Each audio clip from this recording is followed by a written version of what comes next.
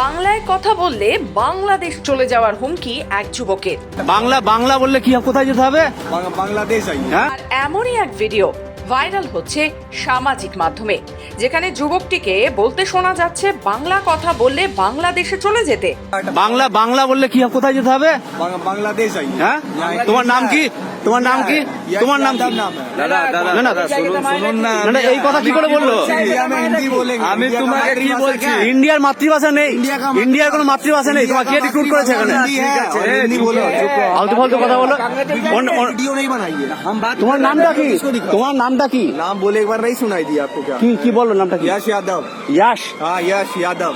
জানা যায় ওই যুবক আসানসোলে সালানপুর ব্লকের রূপনারায়ণপুর এলাকার এক মেলা ময়দানের বাইরে মোটর বাইক পার্কিং স্থলের ঘটনা বলে জানা যায়। যুবকের নাম ইয়াস যাদব। তবে ভাইরাল এই ভিডিও সত্যতা যাচাই করেনি খবর বাংলা।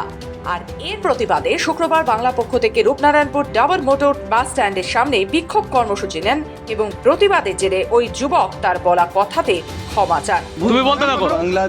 বাঙালিদের বাংলাদেশি বলে ভুল করেছি। আর আর বাঙালির কাছে লজ্জা বলো। খেয়েজন হাসছো, বলো বলো না।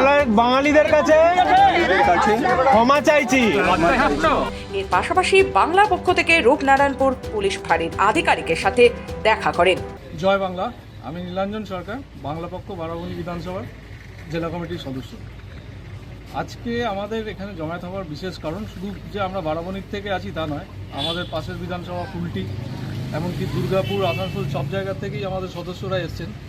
এবং যেটা হয়েছে গত 12 তারিখ রাত্রিবেলায় মেলা প্রাঙ্গণে গাড়ি রাখাকে কেন্দ্র করে চিত্তরঞ্জনের এক কর্মচারী, বাঙালি ভদ্রলোক, তার বয়স্ক বাবাকে নিয়ে গেছিলেন। সে ওখানে গিয়ে যে ছেলেগুলো ছিল তাদের সঙ্গে বাংলায় কথা বলেন এবং সেই ছেলেরা তখন বিরোধ করে, বলে এখানে বাংলা ভাষা বলা যাবে না, বাংলা বলতে গেলে তাকে নাকি বাংলাদেশে চলে যেতে হবে। মানে তার মানে এই যে আমার ভূমিতে, আমার বাংলার ভূমিতে দাঁড়িয়ে আমি বাংলা কথা বলতে পারবো না। এটা আজকে আমার জায়গা ছাড়া আর কোনো রাজ্যে কোনো জাতিকে কেউ সহ্য করতে হয় কি? আজকে আমার পাশের রাজ্য তো ঝাড়খণ্ড বা বিহার, সেখানে কোনো বিহারি ভদ্রলোককে কোনো বাঙালি যদি বলে যে আপনি এখানে হিন্দি বলতে পারবেন না, আপনি অন্য কোথাও চলে যান, সেটা তারা সহ্য করবে? তো এটা সরাসরি আমার ভাষা, আমার জাতির ওপর আঘাত। আমরা এটাই মনে করছি বাংলা পক্ষের তরফ থেকে।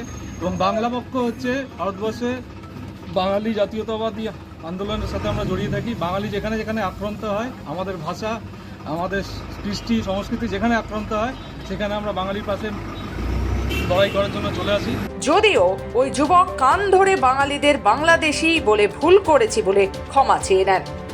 আসানসোল থেকে রাহুল পাসওয়ানের রিপোর্ট, খবর বাংলা।